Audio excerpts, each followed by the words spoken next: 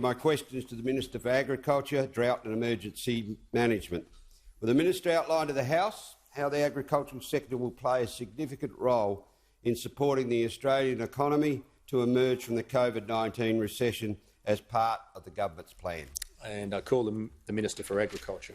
Well, thank you, Mr Speaker, and I thank the member for Grey for his question and acknowledge the contribution the electorate of Grey plays to not only South Australian agriculture but also to the Australian agricultural industry. And over the last 18 months, farmers not only in Grey but right across the country have faced numerous challenges: drought, fire, floods in northwest Queensland, and now COVID-19.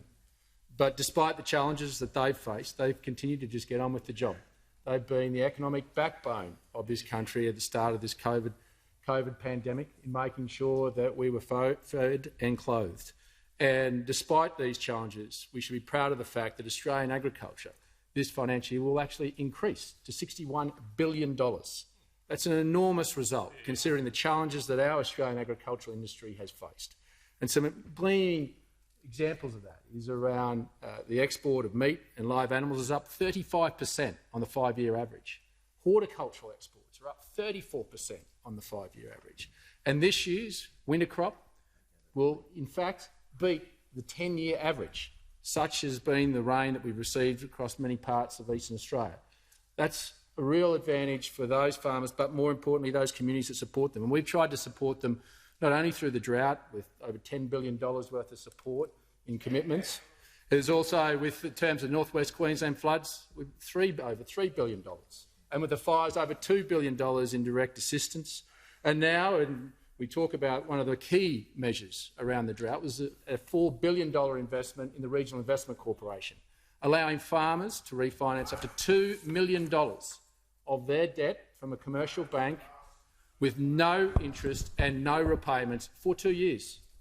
That would save a farmer, just on interest only at 6%, around $120,000 a year.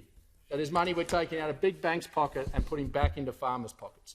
We're allowing them to also use that to replant and restock. They need time for their budgets and their cash flows to repair, and that takes time, and this giving them that interest-free, repayment-free period allows them to do that. But what happens when you do that for farmers? You put money back in their pockets, they invest it back in their business with better efficiency and productivity, but they invest it back in their local communities. And it's been complemented by the instant asset write-off, lifting the cap to $150,000.